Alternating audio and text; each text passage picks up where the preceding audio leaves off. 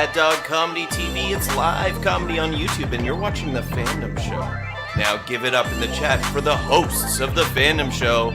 It's Stephanie Malek and Kyah Green. Hello! Hi, everyone! Welcome to The Fandom Show. This is a show where we talk to our favorites about their favorites. My name's Stephanie Malek. I'm one of your hosts. I'm Kyah Green, and get this, I'm your other host. Sick. How are you doing today, Kyah? Me? I'm good, you know? Like, I had a pretty good day. I like my shirt, you know? Like, I think my shirt has a bunch of flowers on it, for those of you listening to the podcast, and it's making me feel confident. I'm also feeling pretty good about my shirt. So normally for this show, I try to wear something on theme with the fandom, but I haven't found the right thing for this fandom yet. So what I ended up doing is putting a sticker of that fandom onto a pink triangle t-shirt. So it's pretty on point. Do you want to tell us a little bit about that fandom stuff? Because I have a feeling that you do. Wait. I cannot wait. Oh my gosh. Okay. So today's episode, we're going to be talking about the Princess of Power herself, She-Ra. Now, I know what you're thinking. That originally was a show in the 80s. It was. I know. I was there. I'm aging myself. But in 2018, indie comic book author Noelle Stevenson rebooted the series for DreamWorks and Netflix with a slight title change, which was She-Ra and the Princesses of Power. Very subtle. The series follows two orphans, Catra and Adora, raised by the evil Horde. Spoiler alert, they're evil. The two go from best friends to enemies when Adora adopts her destiny as the She-Ra, and she begins fighting alongside the Princesses of Power. The show's been lauded for its POC and LGBTQ plus representation. We love that. And has brought the franchise into a new era. Warning in advance, this episode is going to have major spoilers for the series, so if you haven't watched the series, please go do that and come back. With that said, if you do end up listening to this first, the series is very easy to enjoy. This is our cat, by the way, for anybody who's seeing it, Pink. If you hear a meow, that's why. He loves the show. The series is also very easy to enjoy. If you do know the spoilers, if you have heard them, if you think that it's been spoiled and you shouldn't watch it, still go watch it. But if you are really intent on keeping it pristine for yourself, listen to this afterwards. Yes.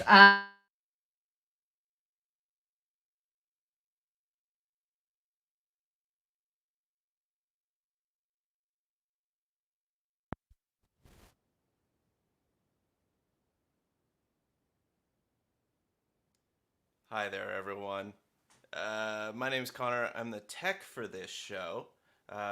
Obviously, we do improv here at Bad Dog, and sometimes things don't always go great. For example, you may see that Steph and Kyah are frozen. So, what do I do here? Excellent question. I don't know. Should I bring Jocelyn in?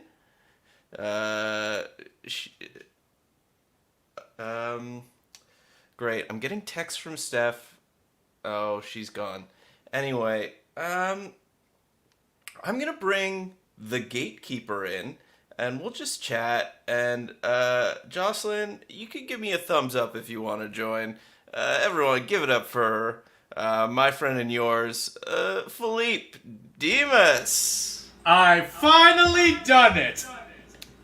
I finally destroyed the show as I set out to do. Great.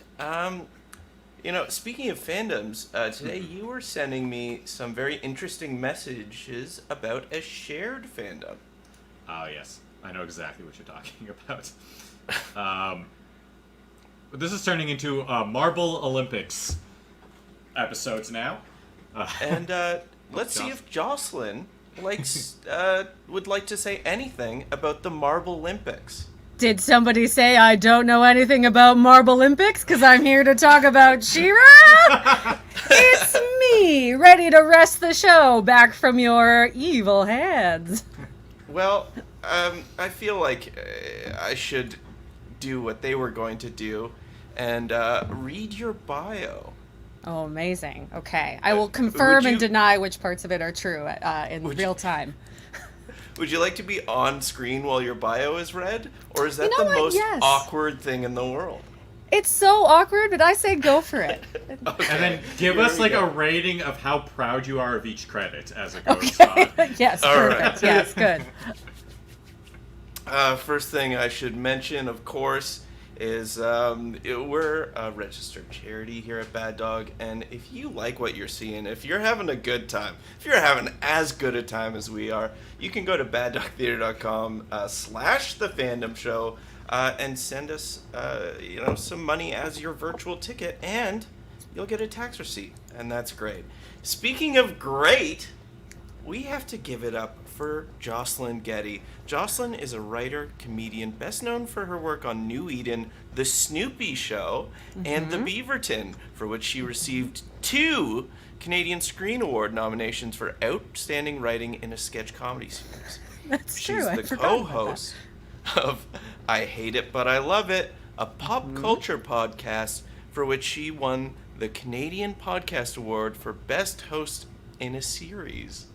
She's the former head writer of Sunday Night Live with the Sketchersons, the flagship show of Toronto's Comedy Bar, and has written for a variety of celebrity hosts, including Greg Proops, Scott Adsit, Jerry Minor, and Brett the Hitman Hart. I am Please very give proud it of up that. for Jocelyn Geddie. Thank you. Thank you so much. You know what? It was more awkward than I was anticipating. I immediately became very uncomfortable. Well- but a great way to launch myself into the show, I think. Thank you so much for having me. Oh, thanks for coming. And you know who I'm more excited is here instead of me? It's Steph and Kyah. So, one of the downsides of both of the hosts living in the same home with the same shitty internet. Is that when it dies, we die. That's right. Oh, Jocelyn, we're thank so you proud of our intro for and how your well it was going. patience. Jocelyn. You know what? It was super charming. I loved the discussion of everyone's shirts. I, too, am wearing a shirt/dress that I really enjoy. It's yellow. It's got flowers. I think we all look fantastic. I think all our internets are doing their best. What a time we're having here on the show What today. a time. I feel like between your pink color palette and your yellow color palette, we kind of have a bit of this background Yeah, going we do. on. We It's do all match matching. true. It's Yeah, the true. I feel like background- going Oh, go for ahead. some good kind of She-Ra representation here That's of right. various Absolutely. characters you might meet on the show. Absolutely. Absolutely. Which My is important. drink is also in honor of Glimmer. I tried to match this weird color because she's just so sparkly and pretty. Bit of a purple. Bit of a perp. Bit of a purple. Very good. My olives are representative of, I will say, Seahawk. Who Nailed it. likes the briny sea. So there we That go. he does. Brought And it to back. Seahawk, cheers. Cheers to Seahawk. I believe it was Hooray. his birthday recently. We're jumping so far into it, naming characters that some people might not even know who they are yet. So You should, though. you should. So before we keep going and get too excited, let's jump into our first segment, shall we? Let's do it. Let's do Tell Tell Us Us Everything.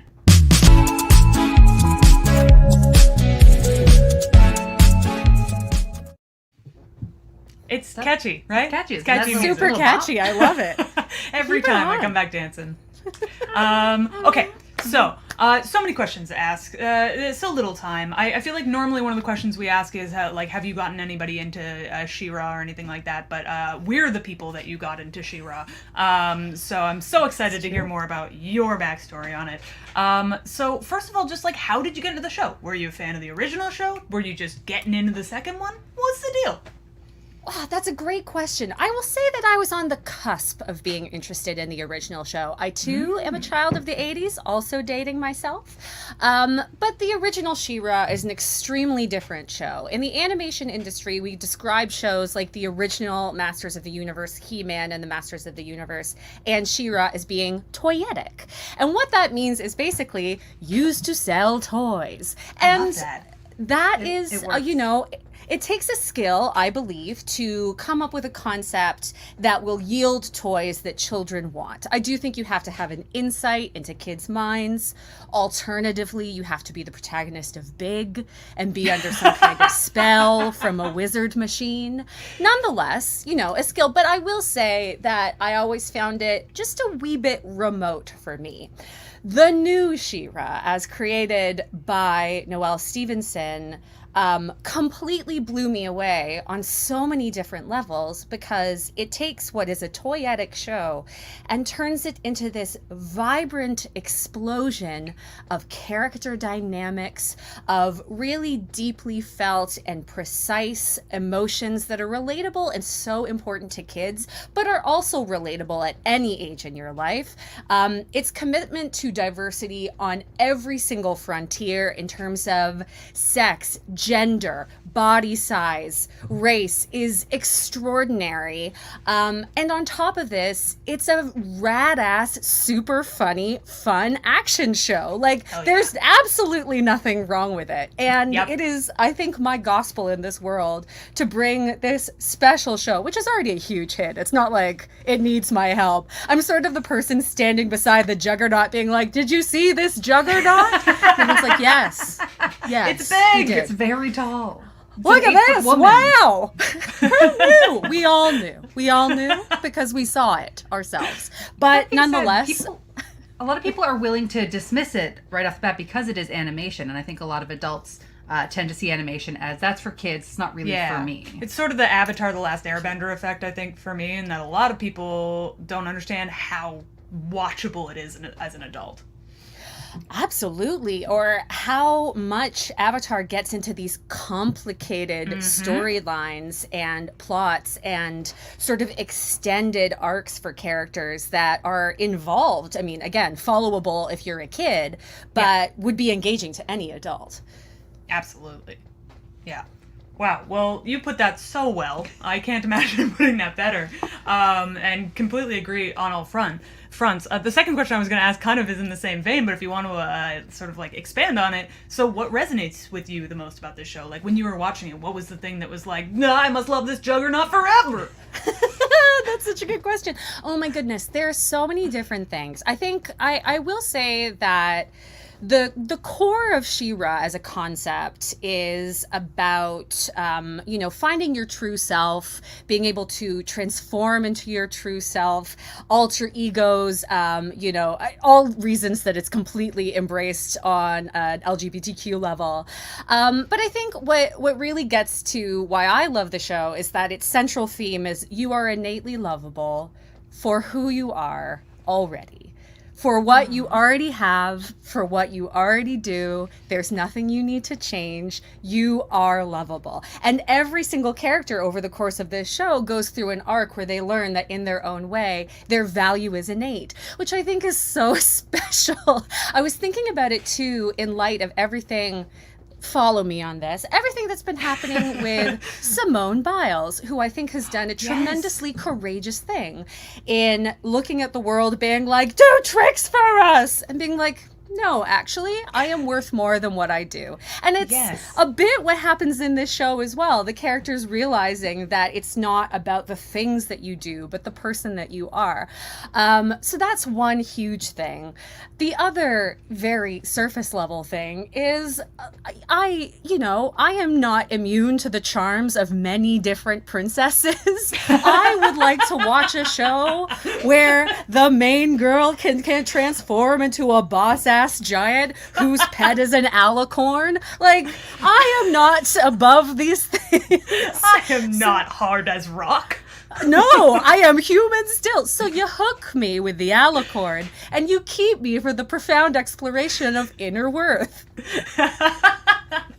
Which what is an alicorn really? But on the surface. A metaphor. A metaphor. A little bit of everything for the girl who doesn't want to choose, or the anyone who doesn't want to choose. I mean, just the sheer amount of glowing in this show. How could you turn it away? On all different levels. I do want to Happy know glowing, what the angry show's glowing. glitter budget was. Like, don't you feel as though there was a dedicated part of the animation team who is like, your full-time job is just a thick coat of glitter on every frame of this show? There had Never to be. stop. Yeah, like in the background, in the foreground, on the outfits, in like every power they ever do. Just constant. Like in the glitter. 5th season, her power is literally just glowing. Solitary, just I glowing. mean, for there's the more than whole that. scene. There's It's more a than lot that. of glowing. She can stuff. space fight. It's fine. But she glows when she does it. yeah, she's true. emitting a light. A big glitter budget. Anyway. So you recommended this show to us in the first season. How do you think it progressed over the later seasons story-wise? Well, that's a great question. I think that She-Ra does a unique thing that I have seen sometimes in the context of animated shows or shows in general, where as the show progresses, they're kind of like, what else can we do? What if this is just a parody of it? I mean, Community is the perfect example where they're like, we don't know what the show is anymore. Is it Law and Order? Now it's just paintball. It's Do you want a 6 paintball again. episode? Do it. You Where can I play don't. We next? bought it. This show does something unique to me anyway, where its entire progression is just going deeper and deeper into the characters' interactions with one another and the dynamics between the characters. So what's so satisfying if you're a long-term viewer of the show is that some of the dynamics you see in the first season take on enormous resonance in even the fourth season. For example, one of our characters who She-Ra/Adora comes to be good friends with, the Princess Glimmer, is introduced as someone whose powers are like a little bit all over the place. She doesn't quite have mastery of them yet. Of everyone on the team, she's definitely the one who's going to run out of power juice at a critical moment and need to be saved by somebody. But it's clear that she carries a lot of insecurity about that and a lot of selfishness about wanting to prove herself, which bears fruit in the fourth season when she's really trying to assert herself while the other characters are like, bring it down a bit, please. The choices you're making are bad now because they're very self-serving. So in this way, it becomes so satisfying to stick around as a viewer because these things that you've noticed are just being so carefully tended to. Tiny seeds planted at the beginning are slowly growing all the time, and you can tell that Noelle Stevenson and the entire writing staff is like, we know where every single one of these characters is meant to go and how they're supposed to get along. And that's so satisfying. There's so many shows that you watch that just forget their entire mythology or forget aspects of characters that you're like, oh, but I like that part. And then suddenly they're a different character. And I find that in this show, they grow and they do evolve as characters, but always with their core intact. That's so true. You know what an interesting counterpoint is, off the top of my head, is Stranger Things, where by the latest season you're like, does Joyce remember that Jonathan is her son? They haven't spoken in years.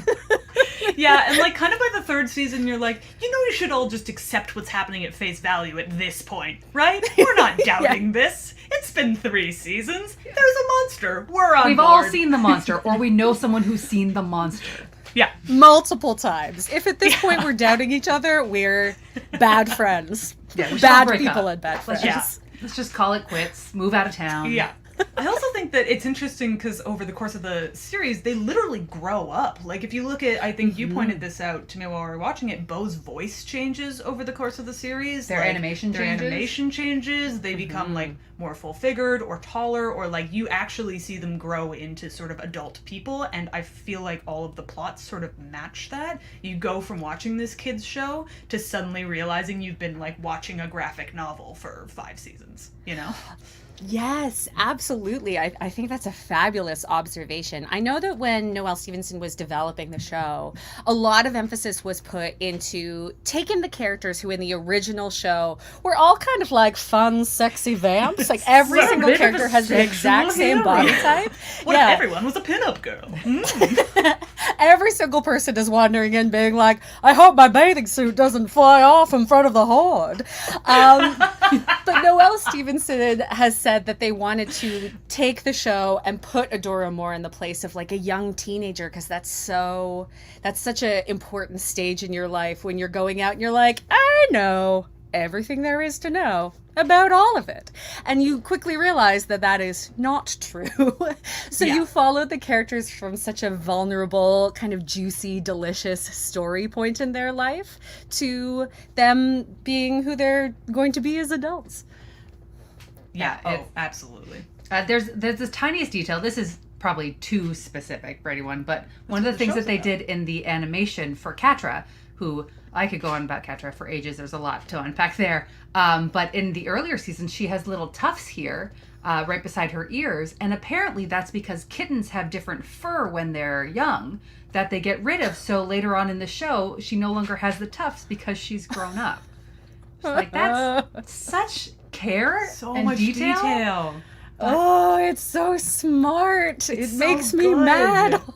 I know. It's one of those shows that you watch and you're like, damn it, I'm never going to do anything this good in my whole life. Damn it. Oh, I know. You have to be, especially if you're a writer, you have to like absorb it all and then be like, I have to just hold this in a place of love and not be like, Yeah. why can't I be like you? Yeah. I have to put this in my love box and keep it away from my envy center Yes, exactly. and protect it. On that subject, what did you think about the redesigns? Because obviously there was a lot of, for lack of a better term, hubbub from who I and most of the internet would call the neckbeards, regarding the redesign of She-Ra and like giving her, I don't know, like a practical outfit. Shorts. But even just across the board, they redesigned almost all the characters. How do you feel about that from sort of what it used to be to what it became? Oh my gosh. I mean, I watching the show, so many times I have thought to myself watching the show, like, it would have meant the world to me to have seen this show when I was growing up. To see characters like Glimmer and Scorpia, who are more full-figured characters, who are presented as like romantically viable, which of course they are, but like keeping in mind that all of the things I grew up with were Disney properties where it's like you're either this sexy fox or you're like Madame Cluck, the old weird woman who like lives in a That's the shoe. one you chose to go with. Or unconscious. Don't forget unconscious, Jocelyn. That's a Oh, whole yeah. category. That's how we of love Disney women. princess. That's Just exactly asleep. it. You're Belle, or you're a teapot, or you're an armoire, and there's nothing in between. So yeah, like things like that are so enormously impactful, but also there's so much good storytelling through the characters. What you bring up with Catra and the kitten tufts is such a great point. And another thing that they did with Catra in changing her from being this saucy femme fatale into this kind of like physically sort of short and thin and almost a little bit scrappy character. So Catra is one of the principal villains of the show who is redeemed over the course of the show. But so much of the show is contingent upon you immediately loving Catra, and they completely achieve that on a physical basis by making her all talk and just like physically like, I'll catch up with you, and then being held up back by like a hand to the Or forehead. like lifted up by She-Ra at one point. Yep. Yes, just like being like, Bad and even other tiny little things. There's a moment, I think it's in the second season, where they, possibly the first or the second season, they go to some sort of spa type scenario, and Bo is wearing a binder, and it's just like an important way because queer representation in animation is growing so much all the time, but can sometimes experience opposition in terms of depiction. I'm sure we'll talk about that more. But subtle moments like that are just a way, I think, for audience members to be like, oh, I see you. I know what that is. I know what you're trying to say to me. I know who this character is now, and I know that this is for me. And so, like, stuff like, it's just incredible. And I will even say, like, for all of the people who are like, I don't have a boner anymore over She-Ra. Like, everyone should just know that the original creator of She-Ra, J. Michael Straczynski, was like, yes, this is better than what we did. I always wanted She-Ra to be a warrior. She should wear shorts. It's not practical to wear this short skirt. This Who tennis can fight garment. in a short skirt? Yeah. No one. The only people who were upset about this that were people who will never in their life touch a skirt for fear of gay. Like, those were the people that are upset about it. Because anybody who's ever worn a skirt before was like, yeah, bike shorts, obviously. We all have them. We all wear them. How else would you get things done in a skirt? You What if can't. there's a wind? You can't There's even bike in a skirt without bike shorts. Yeah, that's what they're for. Bikes. Mm-hmm. Biking. All right, we're gonna get into. I gotta find this out. Who are your top 3 characters? Oh, yes, this is good. and why? Okay. Great question. I might have Coming visceral in at reaction, the but I'm so number excited. 3 slot, and please understand that I do technically love them all equally, but Oh, of course. Num- I think that goes without saying. But let's say Oh. it. We love them all equally. you know what? I'm actually going to do top 4. Sorry, because I have to Let's add do one. it. Okay. No, I love Okay. it. Coming in at 4, Adora. It is very rare that the main character of a show is one of the most hilarious, relatable, delightful members of the show. I, for example, love the show Dawson's Creek. Dawson himself Is a Oh, turd is a burger. sociopath. don't get me started. Awful. I hate that guy. He's a villain on par with, I would say, the Phantom of the Opera. He literally tries to run his best friend over with a boat at one point. So, you know, it's and that best friend enough is the about real it. hero. Yeah. Pacey all the way. Pacey forever, hashtag Pacey. But Adora is such a thrilling character and so easy to get behind. And Amy Carrera, who does her voice, does such an incredible performance. I can't think of many other shows where I'm like, the main character is one of my favorite characters. So, Yes, She-Ra. agreed. Another one, Entrapta. Entrapta is so much fun, and I think the moment where the show crossed over into, oh, I like this show a lot and I think they're doing a really good show, into I love this show completely and forever, is when Entrapta reveals that she has reprogrammed one of the Horde's robots and just proudly goes, its name is Emily, and no one asked. And then she does it later with the ship. Yes. Darla! Yeah, oh, Darla. I love her relationship with Darla. Entrapta's a really amazing character who, again, is like such a carefully rethought character from the original show. I don't believe it's ever explicitly said, but certainly what they're trying to explore in some of the writing and the plots for Entrapta is that she's neurodivergent. Yeah, And definitely. many of her storylines revolve around her not fully understanding how to like best communicate herself with the rest of the crew, or fully completely like get in the same wavelength as everyone else, where I'm over here and everyone else is over here and I'm trying to understand but I don't quite. But she's so fun and so immensely lovable, and like there's also the fun factor of her great pigtails that are huge sentient pigtails that she Gotta love it. balances on. Entrapta forever. And dope Catra, overalls. Also that. dope overalls. It's so true. Catra for sure. Noelle Stevenson is an impeccable writer in so many different ways, but their great strength, I would say, is villains.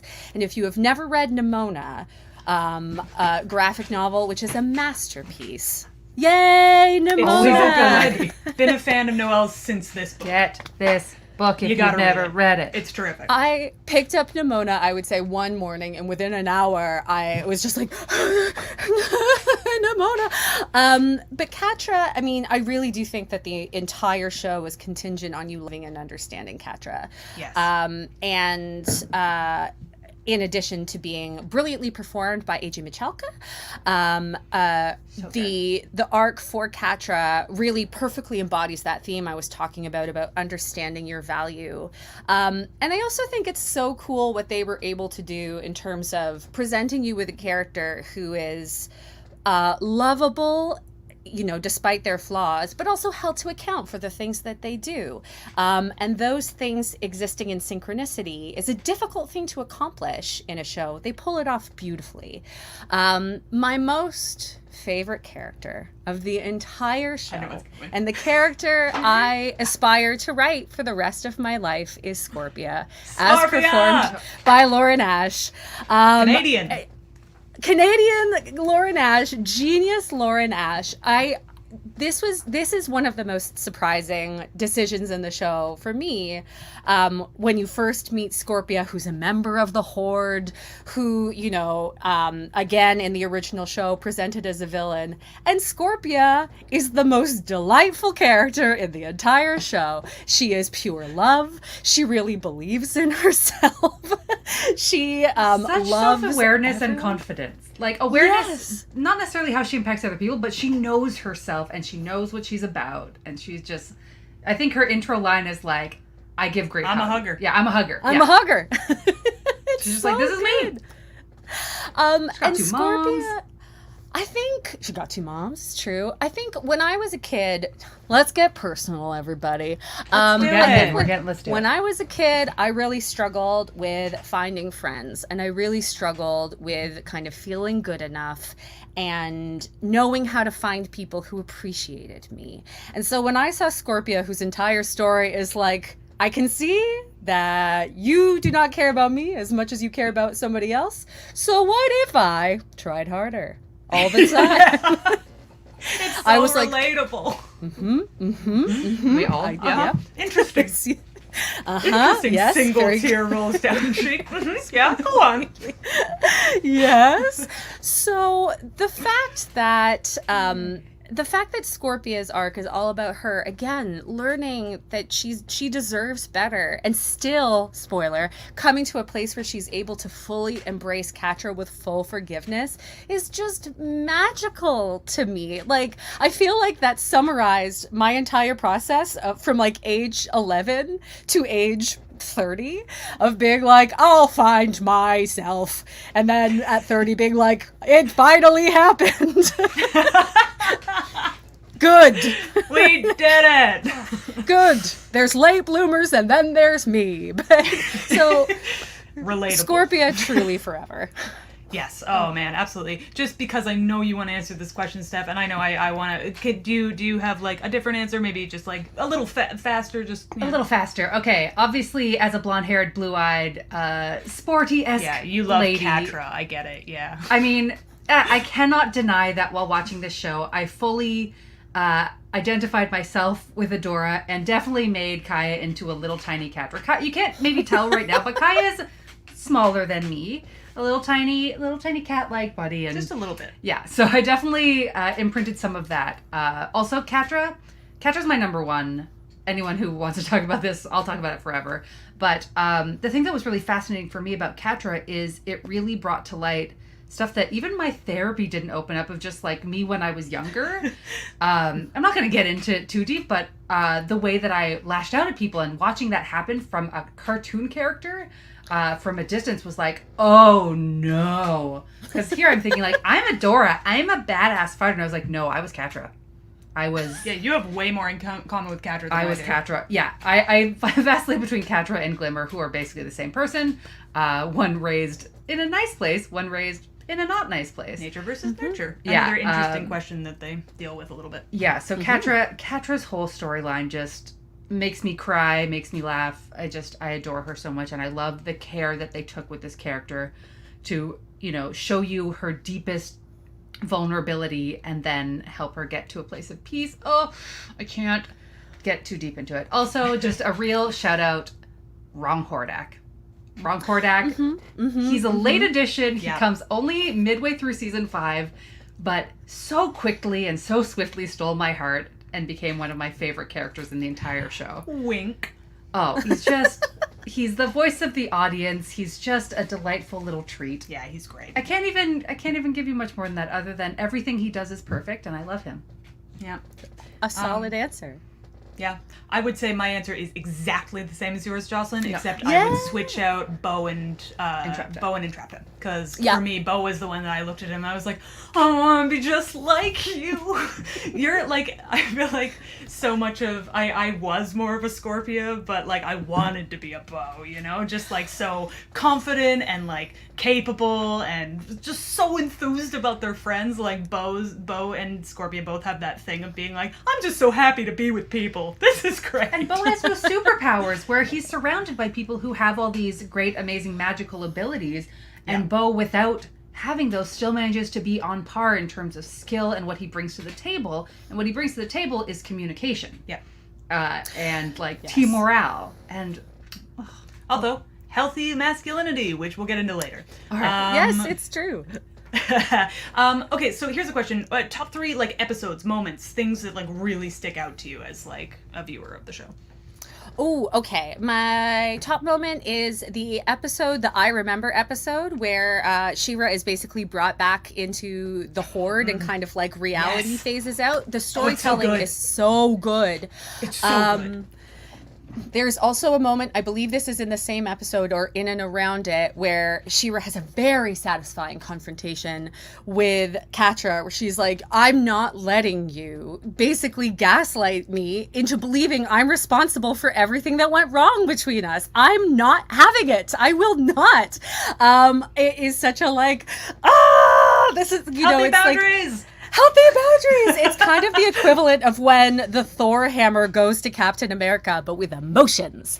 Yeah. This is the Mjolnir of a... Which you really got to dig to find in Marvel, but in this, it's right up there. It's And in that right same there. episode, Scorpia being like, I don't know why, but I don't like you, to Adora. It's just like, Yes. beautiful, thank you. Perfect moments. Oh my gosh. I mean, it kind of feels like a cheat, but like the entire finale where I knew for so many reasons intellectually and as a writer, like nothing bad is going to happen to these characters. They are going to be okay by the end of Yes. this series because this is a show for children. Has to. Has to be okay, but that did not stop my heart from beating out of my chest because I was so invested in the structure and the dialogue and the building of the story. And the big battle between Catra and the Horde in the season 1 finale, Catra and the Horde versus when you see all of the princesses of power working together for the first time. Glowing. Rules. It's so How good. about you two? Oh gosh. I know yours. I mean, my very favorite episode is Save the Cat. I've watched that episode, so I've watched the entire series, I think 5 times minimum and through as a during result, the pandemic. so have I. Yeah.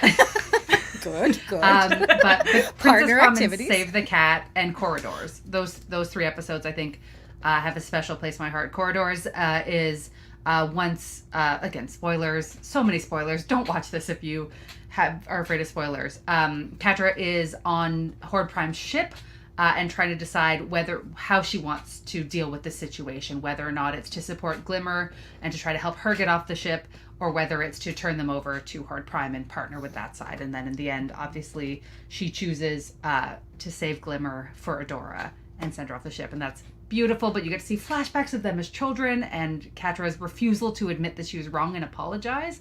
And then at the end of the episode, she does. It's her first moment of being able to actually say, I'm sorry. Oh, so beautiful.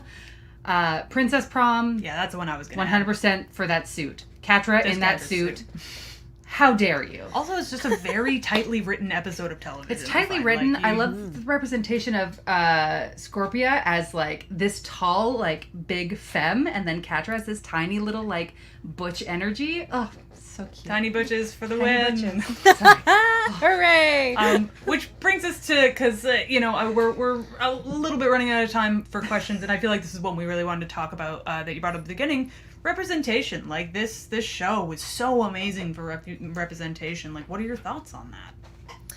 I will say, without kind of getting into specifics, I have worked on shows that have desperately wanted to incorporate gay relationships and overtly gay characters, and for multiple reasons we were just not able, or the people who were show running were just not able to get it through. It takes, a lot of different factors, a lot of different competing people to make anything, and certainly to make an animated show. And so all this by way of saying that I have had a small glimpse into the amount of work and the amount of heartache and the amount of strength it takes to shepherd what you know to be not only true but literally essential for a show into the final product. And I genuinely believe that any show that does not incorporate diversity is not an accurate representation of the world. It is more science fiction than any science fiction property could be, to be like, all these characters are white and straight, okay, goodbye, like it's unrecognizable. So there is a wonderful interview in Paper Magazine. It's available online that I highly recommend that everyone read between Rebecca Sugar, the creator of Steven Universe, and Noelle Stevenson, obviously the creator of She-Ra, talking about their individual struggles in terms of getting the appropriate representation into their shows. For Rebecca Sugar, who is non-binary and whose work in Steven Universe paved the way for a lot of what we see, she has talked about how at points it was not only frustrating but like genuinely psychologically damaging to be told by people like, it's just not possible. And she was like, but it's me, it's my life. And they're like, it doesn't exist. And she was like, it's my life. But it has this to, is you me. see. Yeah, because here I am, the person you're talking to.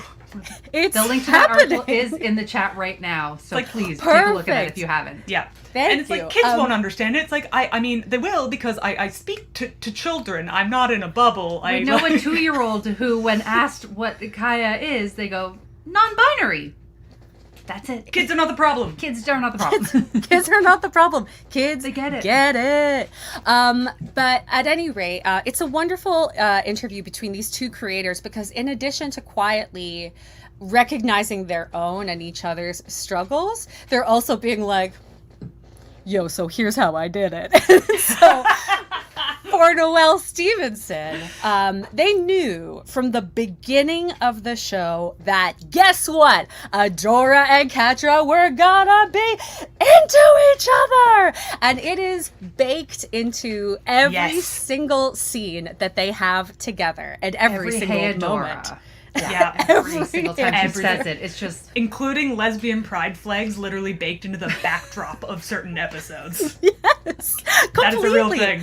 Yeah. And Noelle Stevenson has said, like, you know, when I was making the show, I just, like, I knew that I had to be there. I knew if I made it essential to the storytelling that no one could tell me that I had to take it out. And I just hoped that if I put it in there, enough people would understand what I was trying to say, what we were all trying to say.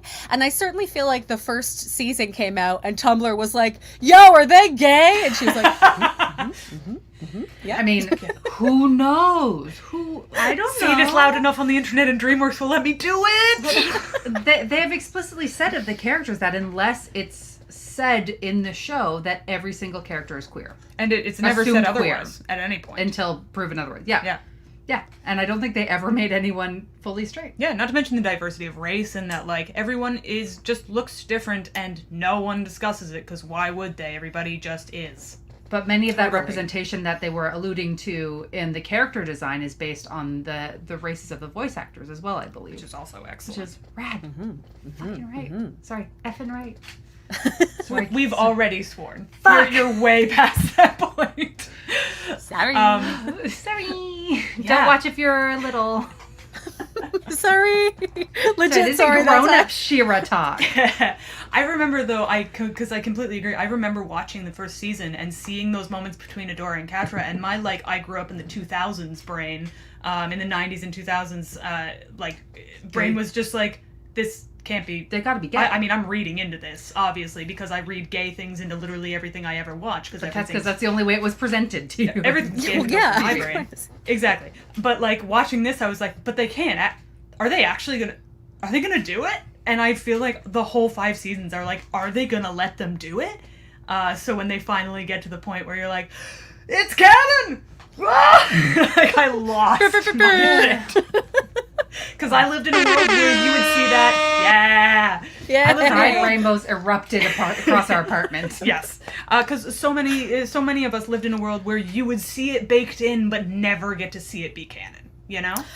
Totally. And I still feel like this happens. I mean, Supernatural is a perfect example where like so much of the show is two men kind of holding their mouths close together. And then the final episode is a very badly kind of voiceover, like, I have to go. My planet needs me. And then a title that's like, they never kissed. So Yeah, one of them being like, I'm in love with you, and the other one like, cool, bro. Anyway. Like, no! How dare you?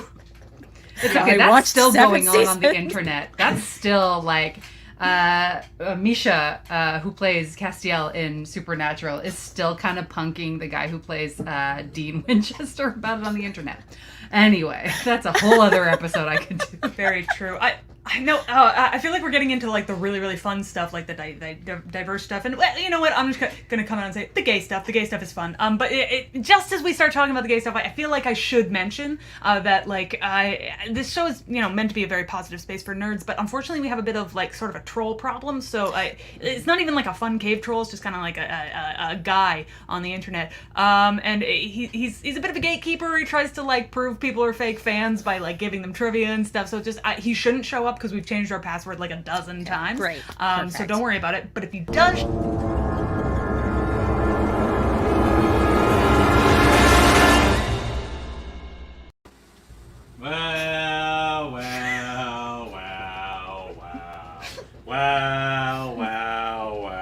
Well, this place looks familiar. You know what they say. Die saving the show when the hosts disconnect, or live long enough to become a villain. I knew you would Wow. take advantage of that, gatekeeper. Wow. They say. That's what they all say. All That's of how them that for quote some goes. reason. I couldn't help but overhear y'all talking about She-Ra. Yeah. Pretty Yes. neat. Yeah, we're You getting know, into it. I'm a bit of a She-Ra addict myself. That's what we call each other in the fandom. Sorry, what was here. that? Is it? Yeah, She-Ra addict. It's like a fan addict, but with She-Ra up front. Oh, okay. That slides yes. right off the tongue. Yeah. Yeah, It- fun because it's so easy to say. Yeah. I understand if you've never heard that term. Only real fans really use it. It's kind of... Burn on me. Walked you into know that what we one. kinda Burn on do. me forever. Well, not everyone can, like a property. I mean, you can consume it, I guess, but, like, how much do you really know about it, Like, here's an easy example. I mean, if you've watched the show, you should know all about who's in it. I mean, obviously, Adora is in every episode, but what character is in the second most episodes? Catra. Glimmer. Oh. Strike one, strike two. Bo? There you go! I mean, it took 3 tries. Ah! It took 3 tries, but yeah, Bo's in 49 of the 52 episodes. Dang. Oh, because Bo and Adora go off on adventures because Glimmer's being a bit of a bee. And Catra comes in and out because of... That's definitely my villain favorite stuff. arc. Right. And, you obviously know a lot about the main character, too, so, when's Adora's birthday? This feels mean. Dora's birthday. I don't know the character's birthday. Wait a minute. Hang on. In show? Because in show, she had never experienced a party before, which I assume means that she had never had a birthday. I mean, if you think the show is the only She-Ra property, sure. Oh, it's in that book. It's in that book. What the book? Rebel Princess Guide. It's in that. I could go find it. Wait, you have that book? Of course you have that book. This is an important couple moment that's happening. You know what? I'm going to go for it because I know in my soul that I love this show no matter what. I'm going to say March 3rd. You're almost in the right... No, you are in the right season. No, you're Okay. not. No, you're not. Well, yes, you are. Wait, it's I March, don't know when winter, the seasons or are. spring? That's what I'm trying to figure out. Oh, well. Look who doesn't know what seasons are. Wow. This is not the We're season defend our episode. fandom. Is it have because to you live in defend your Canada knowledge and of seasons are meaningless? When Oh. the season episodes takes place, then I will spend the first half hour of the show on the season Wikipedia page. But until then, we do not talk about seasons. Well, watch out because I'm going to show up on that show because it just so happens I bully people on the internet about what month it is. Oh, damn. Future burn. I do not look forward to that. When is Adora's birthday? It is January 19th, as seen in the Christmas movie, when they're preparing to celebrate Adora and He-Man's birthdays. Oh, while from the they learn what original. Christmas Oh, is. damn, you're going all the way back. Oh. Also, Is it- by the way, fun Oh. fact, that's also Buffy's birthday, January 19th. Bam. Different Oh! That Great wasn't day for impressive. heroes. It'll be impressive on a different episode. What if that was done on purpose? What if Noelle did that on purpose? Well, this was probably different. Anyway, not the point. Gatekeeper, can you stop trying to gatekeep, Okay. please, sir? I'm It will stay in the current series because clearly that's all you fans know about. I mean, I do have season 1 of the original on DVD. I just haven't watched it. So, just haven't watched it. Excuse not good. me. To It's Steph's not good. credit, It's she's not. brought it up. I'm the one who doesn't want to watch it. Yes, I have asked. Wow. Well, Looking for that Ketra. let's see. Here, I heard you all talking about this character earlier.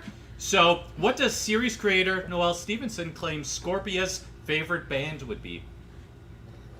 Oh. Oh. I actually have read this, and it this is so distressing. I don't know why the first thing I thought was Tegan and Sarah, because I think that's absolutely incorrect. Honestly, similar energies. Gay is the energy for that. No. The Indigo Girls. No, it's Fleetwood Mac. Fleetwood Mac? There it is! That's only it. Yes. Well done, Jocelyn! Okay. Listen, I can see a You think Stevie Nicks Fleetwood fan when I Mac see and- one.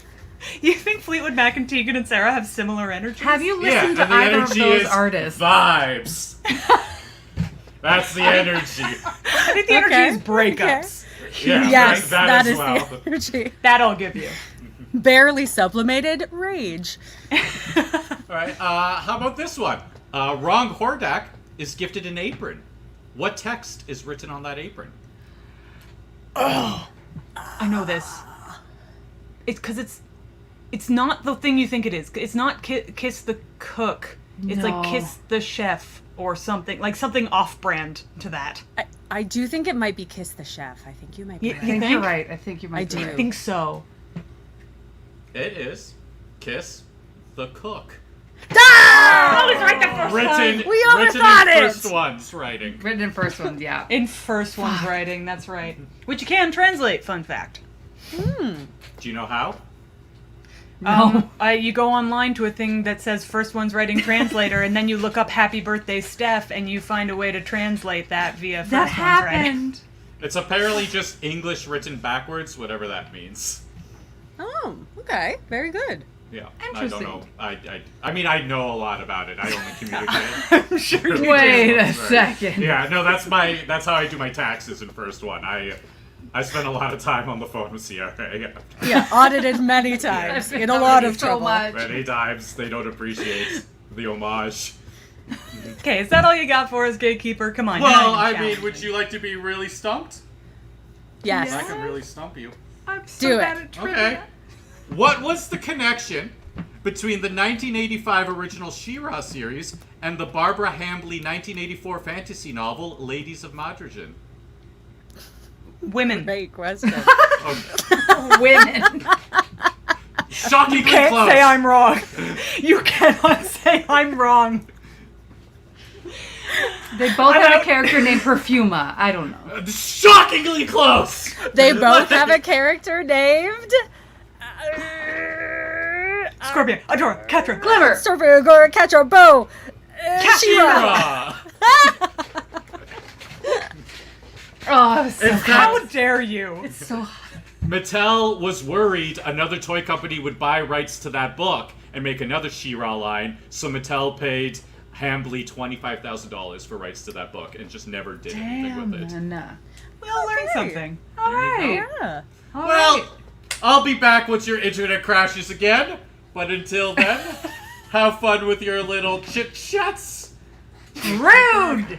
Rude. I'll see you on the internet in an hour when I yell at please you don't. about what No, season it I is. dish it out, but I can't take it. I just please His, do not his do Twitter it. is Please do not. at Divas. Yay, you did it! Dun, dun, dun, dun, dun. You defeated the Gatekeeper! Yay! I will say, just super quickly on the note of the original She-Ra, another reason why this show is such a great accomplishment is because, real talk, the first She-Ra is hard to watch. Every You're 2 not seconds, wrong. it's a character being like, I'm Hordak! And then the theme of like, do do do do do do do, She-Ra, She-Ra! And then she was like, I'm going over here. Also, no one knows that She-Ra is She-Ra, so where someone's like, we need It's this She-Ra. stuff. Da, da, da, da, da. Who's this?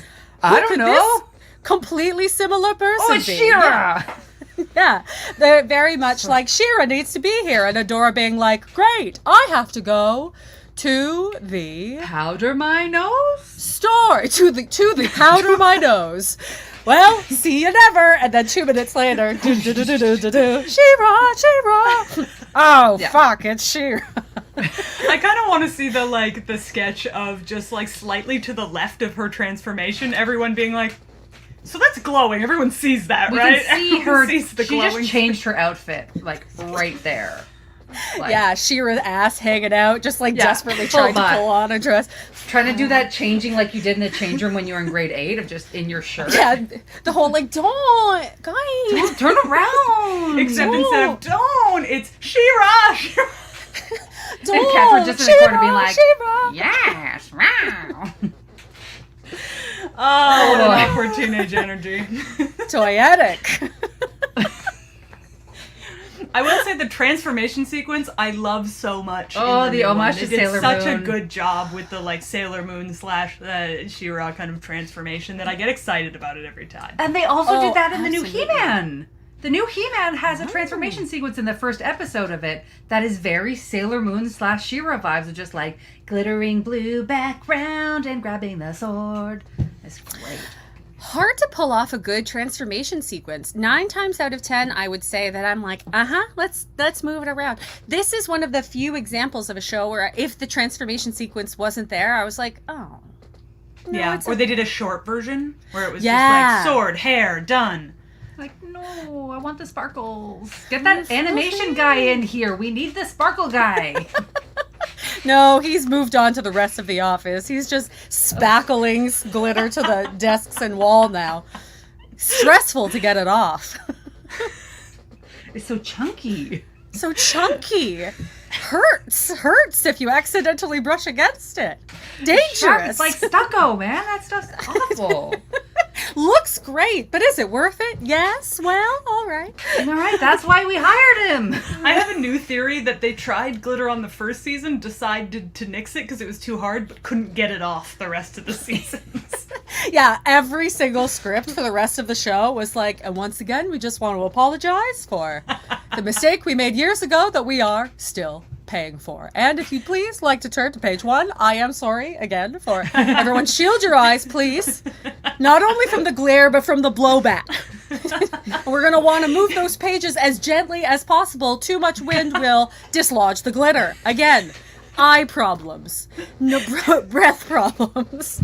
Was the She-Ra's writer's room just like Dune, but with glitter? Like, Everyone's got must those flow. things in their nose. Yes, the glitter must flow. Be like, no, well, is this safe? Who cares? I've never read Dune. I got a sentence into Dune. It was like, this guy's name's Paul. I don't have time for this right now. Fantasy You know what? world has a guy named Paul. You're F very this. right to feel that way, and I have read the Paul. book, so I can confirm this. Thank you Paul's very the much. worst. Thank you. Anyway, this is not an episode about Dune. Everyone stop talking about Dune. I know I Get started outta it, but here, everyone stop. Let's move on to our last segment. It's Fandom Finds.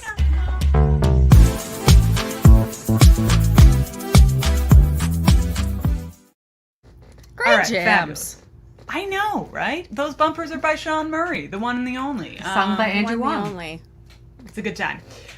Okay, so this is our segment called Fandom Finds. So basically, I took to the internet and I scoured it for different opinions about She-Ra. Some of them are controversial, others are not. So I'm gonna read some of these opinions to you, and you can tell us in as much or as little detail whether you think it's a good opinion or a bad opinion or a neutral opinion or whatever opinion you have on that opinion. Excellent. I'm ready. Let's do it. Okay, so, number 1.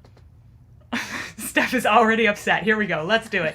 Catradora is one of my absolute least favorite ships. This hate is it. from the user Deleted on Reddit. Yeah, I deleted them. That's why. I found that person. Jocelyn, tell us what you think. Well, I'm beginning to think that Steph went to Deleted's house with a bucket of glitter and was like, yeah, you should have seen what this did to the old She-Ra offices. And now it's your turn. Listen, if you don't like Catradora, you're wrong. And you're not seeing what's going on here. It's like Cat agrees. watching... The cat literally just agreed with me. It's like watching the popular show, Titanic, and being like, that movie wasn't about a boat. Catradora is She-Ra. If you think it's bad, you didn't get the show. Bye. It's like, even if you don't like them romantically, which fine, like they have toxic moments, fine. But even as a friendship, as an important relationship, you have to be on board. Otherwise, what show did you watch? Why? What was the point of watching it? Completely, I agree. Like, I do understand for some people, Cachadora, yeah, the toxic elements, as you say, of their relationship were kind of like, ooh, that's tricky, and fair enough. But it was still so, their dynamics so precisely drawn, like, it's like saying, yeah, I hate chocolate, which is why I bought this thing of Quality Street. Or, Totally. What are you doing to yourself? Yeah, why are you here? Yeah. Why did you go in that store? 100%. It's I definitely... give this opinion 1 bucket of glitter out of 10. Wait, hang on, I have to clarify because it's just been unclear in our previous rhetoric case. Is a bucket of glitter You're right, good? and I'm now realizing what I said, so it's good that you ask. You ask and I will clarify.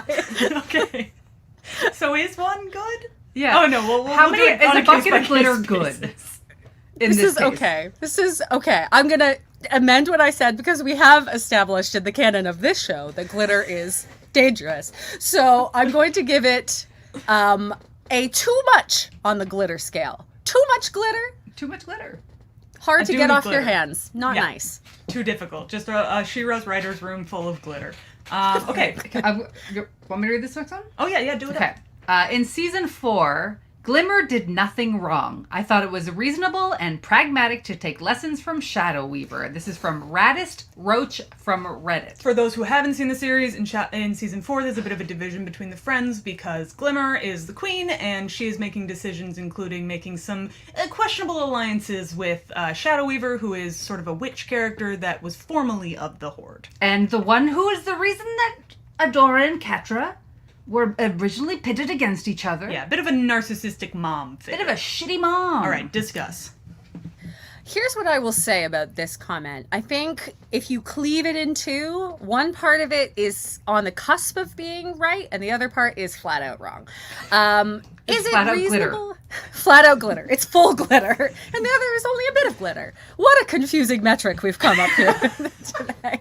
But it's fitting for this show. Impossible, Rupert. This show.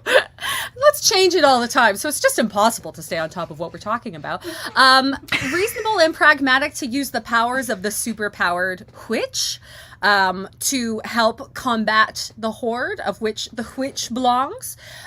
Sure, maybe. As a tactical maneuver in a time of great stress, maybe. Glimmer did nothing wrong? Incorrect. Glimmer did do something wrong. The entire 4th season and 5th season is about Glimmer acknowledging that Glimmer did something wrong and using that to fuel Glimmer's growth. So, second part of the comment, I'm going to give half glitter. It's all right, maybe a bit too much. But then the first part of the first part of the sentence, guess what? Glitter. Oh Glimmer, god. glitter. Glimmer, Oh, glitter. God. That's too much glitter. You got too much glitter, baby. I mean, Oh, she's I all can't glitter. see. Glimmer's She's all glitter and she's glittering. you- Everyone like, at home is like, what? What are you talking about? Oh, Watch yeah. the show. I mean, there's a lot of weird names in this show. There is a character that casts spells, and her name is Castaspella. So There's another one who tosses nets named Natasa. Yeah. Natasa. And And another. bless them. Oh, go ahead.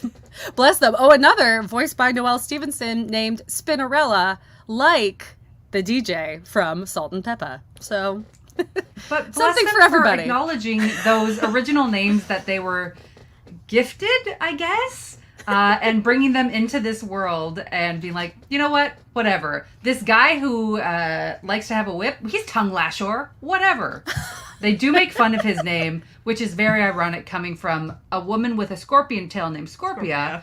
And a woman with cat ears and a tail named Catra. It doesn't How get dare you? it doesn't get noted enough because he has a name that is a normal name, but also Bo, the guy who has a bow, is also a whole other situation because he wasn't born with the bow. His parents named him, and then we're like, I guess this is appropriate. Here you go. presumptuous, really, for his dads to be like, hello, our beautiful son. Also, have this.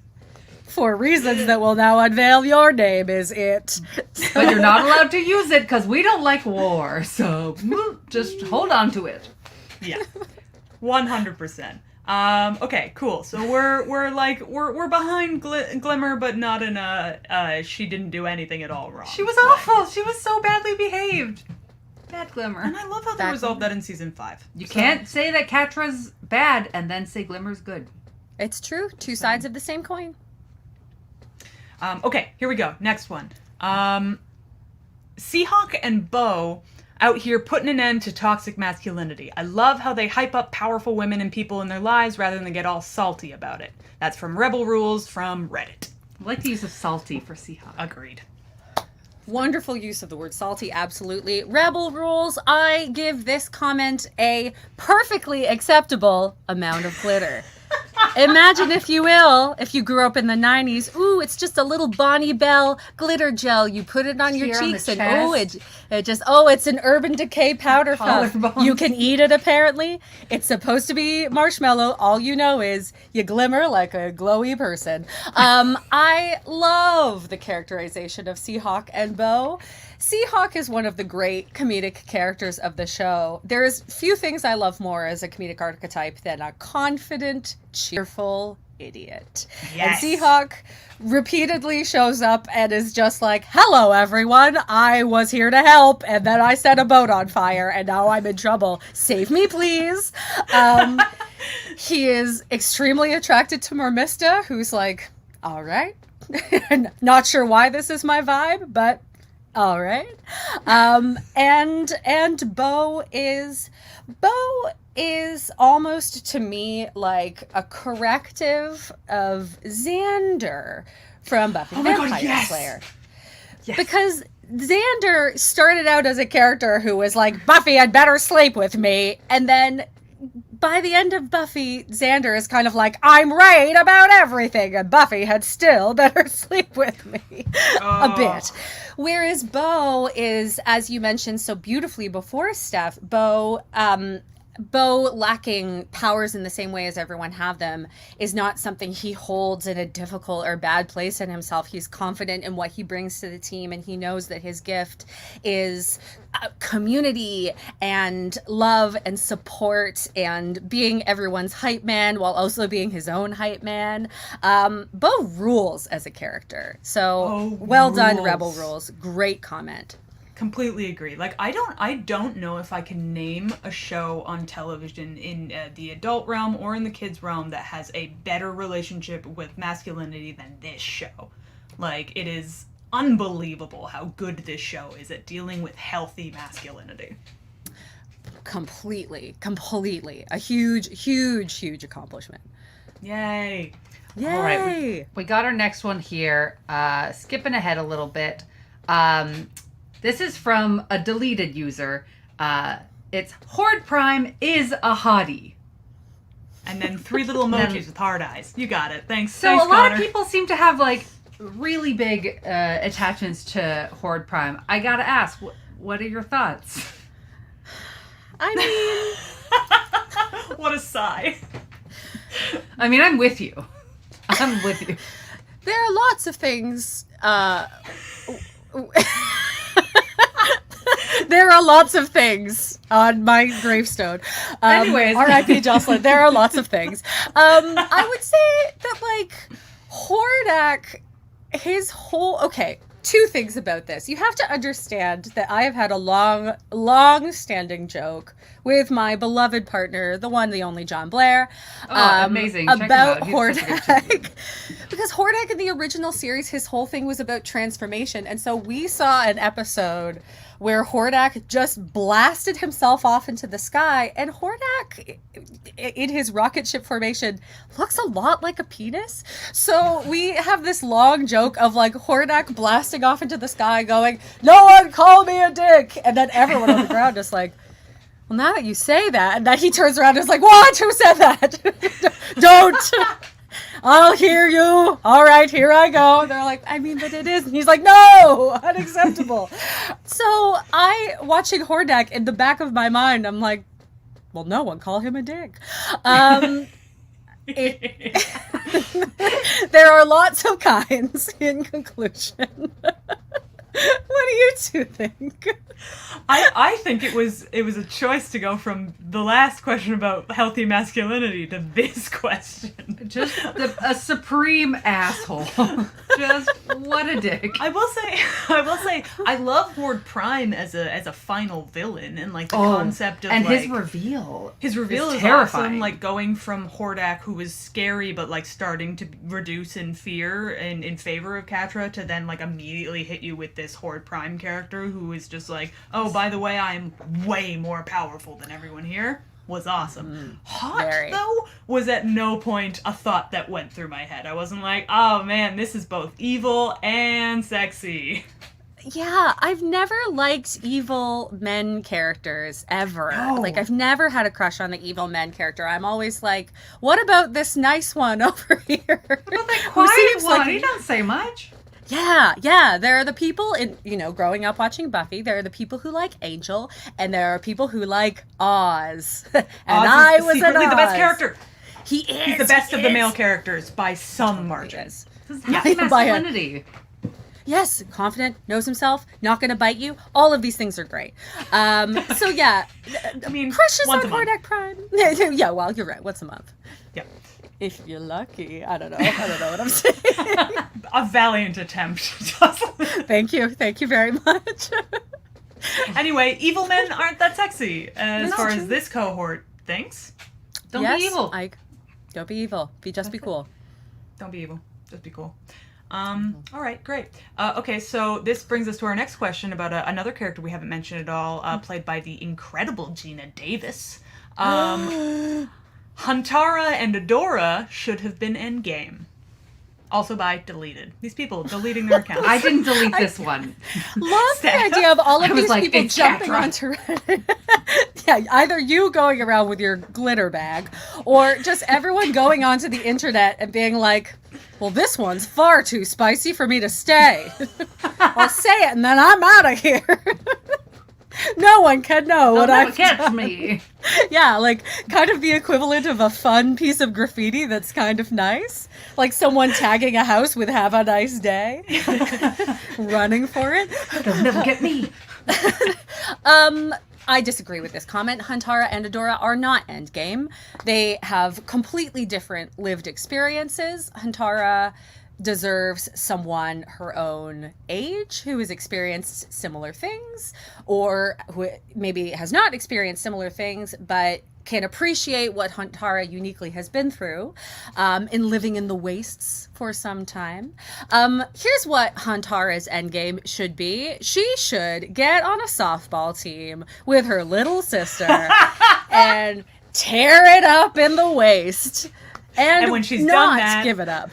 And near the end of it, her little sister's going to come running into home plate towards her, and she's going to stand her ground, but then get knocked over, and all of a sudden, a ball falls out. And then Did they she both drop get it on into a purpose? convertible and they go off on a road trip. And That's then the movie I like that she's Cutthroat in. Island. Well, they're more like buddies. They're Huntara and Adora are like jolly competitors. I do like Yeah. that there is a moment where you're like, oh, I think Adora has a crush Oh, on her, which is when- fun because you don't often get to see that in When characters. Huntara first shows up, Adora's eyes are like boing, like super into I'm also way into that. I feel like there aren't enough crushes in shows. Like, Yeah. we all have romantic partners or people that we're like super interested in having a relationship with. But we also have crushes, and having crushes is normal and fun. It's fun to see characters exploring that. So Adora just being like, turns out this is the vibe I'm into, is a fun character beat that I love. Yeah, like Doesn't Bo need when to he be a meets full Seahawk. relationship. When Bo Yes, meets Seahawk, completely. he's like, I like this guy. It's Yeah. so cute. Completely. Yeah, Adora just has a thing for like Strong aggressive women, women. Likes Yes. tough chicks. Respect. Good Oh, for her. absolutely. Adora's whole thing is like, I do like to have my hair neatly in a ponytail, but you don't have to. And shouldn't. Do you want to pull on that ponytail? 'Cause it seems like you do, so. I'm not going to tell you what to do. That's for you to do to me, if you know what I mean.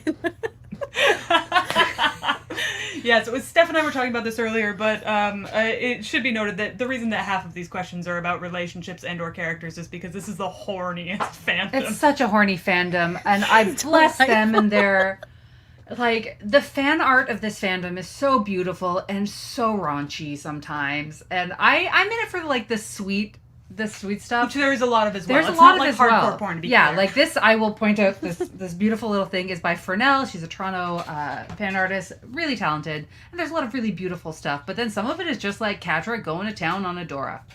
And it's like, oh, that's not what I was hoping for. I wanted a cuddle.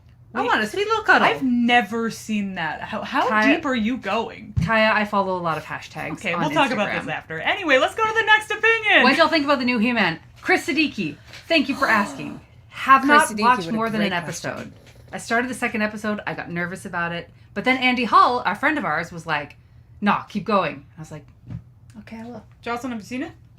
I have not seen it yet. However, I have heard incredible things about what the show does.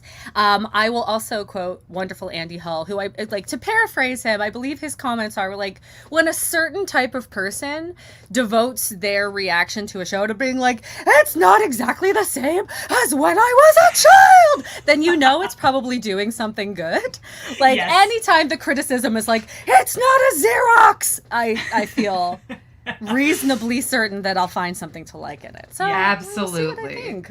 So thanks, those angry folks out on the internet, for making me interested in a new show. Yeah. Yes, Also, that's true. to those angry folks in the internet, I can't stress enough how gay your favorite hero is. Like, the gay community embraced him years ago, so just like... He's been a gay probably, icon forever. Like, he wears short shorts. Just probably just, like, embrace the change, bud. Yes. Completely. It just feels like a weird thing to get possessive of. Yes. Next, you'll tell me that I can't listen to my favorite band, the Village People. Skeletor a bit. Yeah, a little bit. That was You more know, Mario. Soft Skeletor. it wouldn't surprise me if Skeletor's favorite band was the Village People. I like this band. I like their style. I Look at like that that and the YMCA. I gotta get a hat like that. I do a shitty Skeletor. Anyway, okay, next opinion. One that we touched on a little earlier, but let's get into it again. Bo is trans. I don't meet the rules. That's from Charlie420, UWU, and Reddit. Wait, what? Okay, first of all, this username, Charlie420. It begs a lot of Very questions. cute. I love weed and I love being cute. And the chocolate factory that I own now, whatever. Listen, I'm a child entrepreneur. I'm cuckoo for weed. I'm cute as the Dickens. I mean, it makes sense to me because if Willy Wonka left you a chocolate factory, there is for sure a deleted scene of him opening another door and being like, and this is my weed jungle. Ooh, little Oompa This is Loompas. how I really make my money. Why do you think the snozberries taste so much like snozberries? You're high. I think my interpretation, and I might be incorrect, is I believe that Bo is canonically confirmed to be trans. Mask. But I might also be wrong, and it might be that it is left open to interpretation. My reading of the show is that Bo is a trans male, yes. There has been some debate about this. From what I understand from what Noelle Stevenson has said, is they didn't originally think of that, or they would have cast a trans mask actor.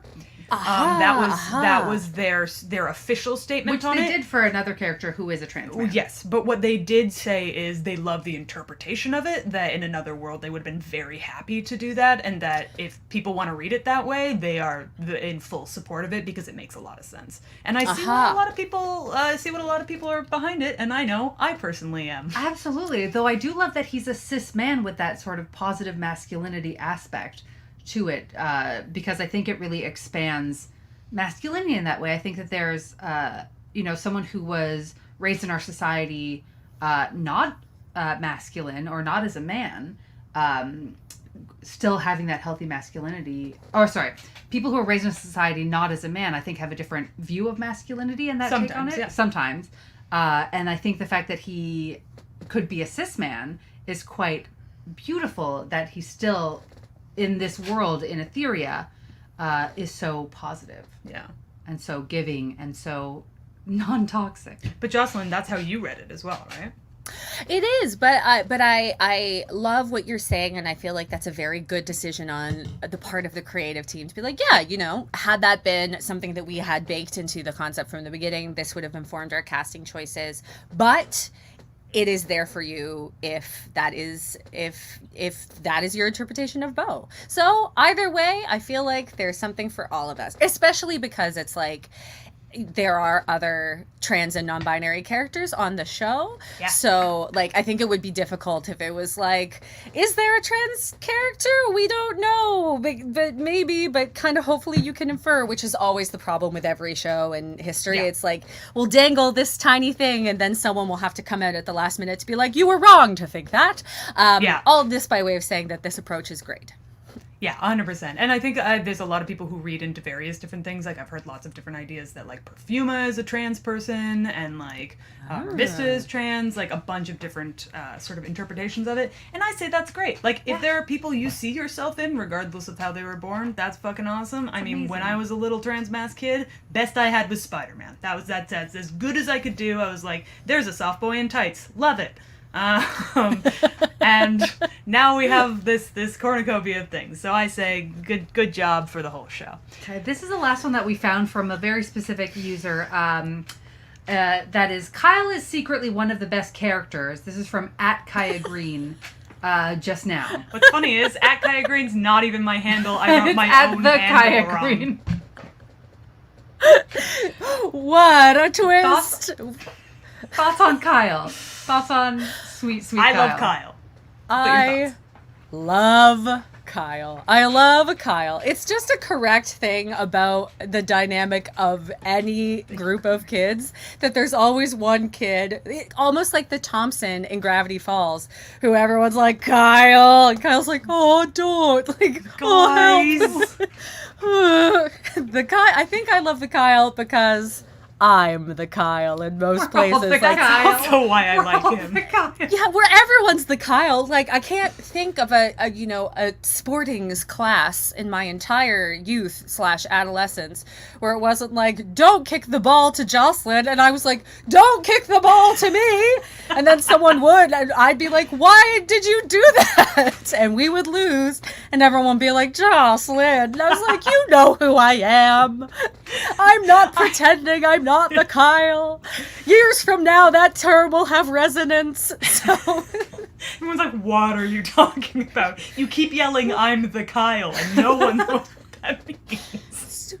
you really took a run at the high jump equipment, knocked the entire thing over, and yes, that is a thing that actually happened, and then stood up and screamed, I'm the Kyle. Yeah, my high jump strategy was really, like, you know how you're supposed to do what is frankly impossible, and like you run up super fast, and then you turn your body around? What are you talking about? How? Nope. And then throw your body through space. What? Are you a bullet? Unacceptable. And somehow land without hitting this thing?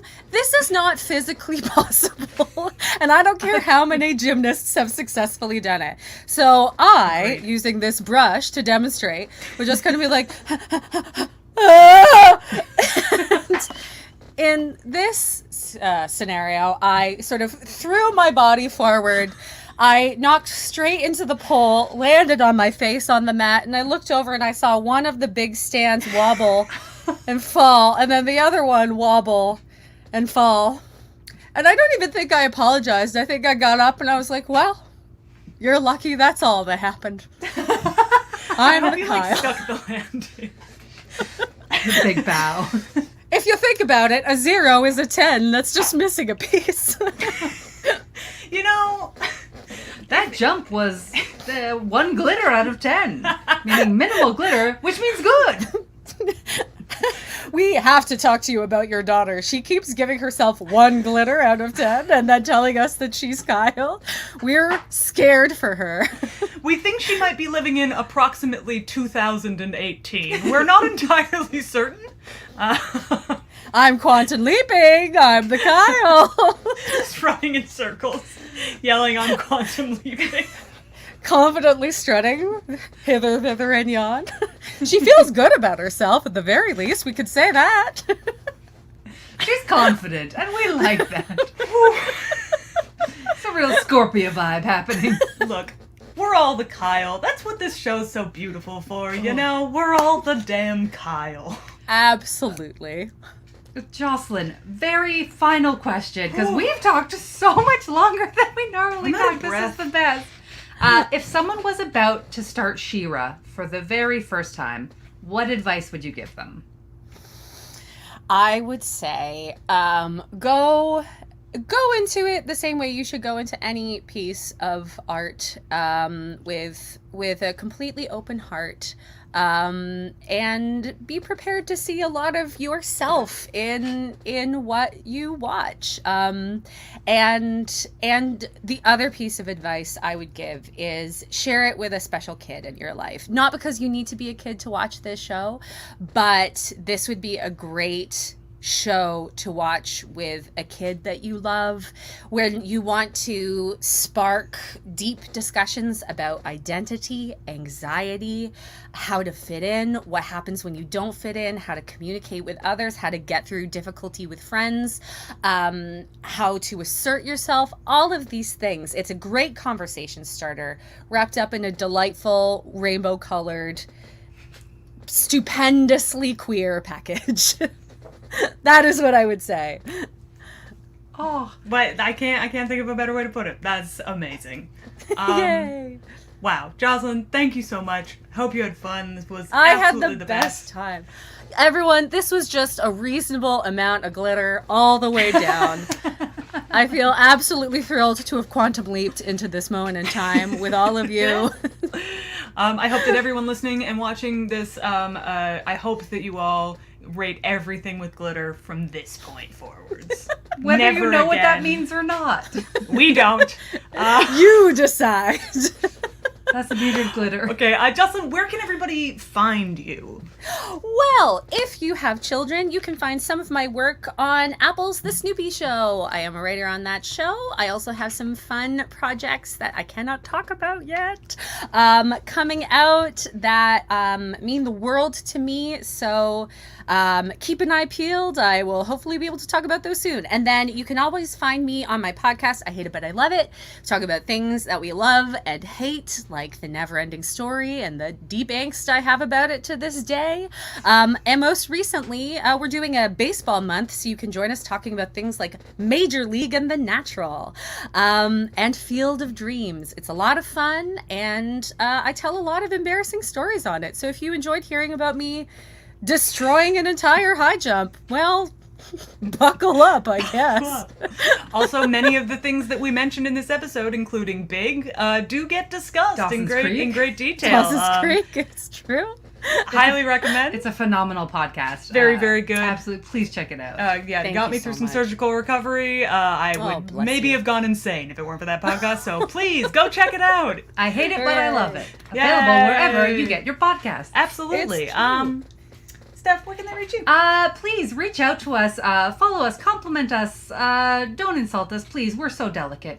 You can find us on social media. I'm at Stephanie with a PH _ Malek, Malek. I just learned today that I'm at the Kyah Green. Because apparently I don't know that. And you can find the Gatekeeper if you want to find him at Filipe Dimas. This show runs every Tuesday at 9 p.m. Our next episode will be gymnastics with Nikasi Ogbonna and Allison Haynes. We're very excited because we don't know a goddamn thing about I know gymnastics. nothing. Other than Oh, Simone man. Biles is the queen. Which is obviously something we'll be discussing next week. Yes. Oh man, I feel bad for saying that gymnastics was impossible. I mean, it is to Mere most of us. moments ago. Gymnastics is hard. It is impossible. That's what makes it fun to be a fan of it. 100%, because it makes no sense at all. No, Doesn't. absolutely not. A reminder, we can't do any of this without your support, so please consider supporting this show by buying a virtual ticket at www.baddogtheater.com /the Fandom Show. The theme you heard is Sparkle Mountain by Andrew Wong. Tech is by Connor Lowe. Bumpers by Sean Murray. This is produced by Bad Dog Theater and Cardboard Sword Collective. That's us. For a full list of upcoming episodes, which right now is only one left, please visit baddogtheater.com /the Fandom Show. And remember, Love what you love, and please tell everyone about it because it's the best. Thank you so much, everyone. Have a great night. Bye. Watch She-Ra. Glitter. Glitter.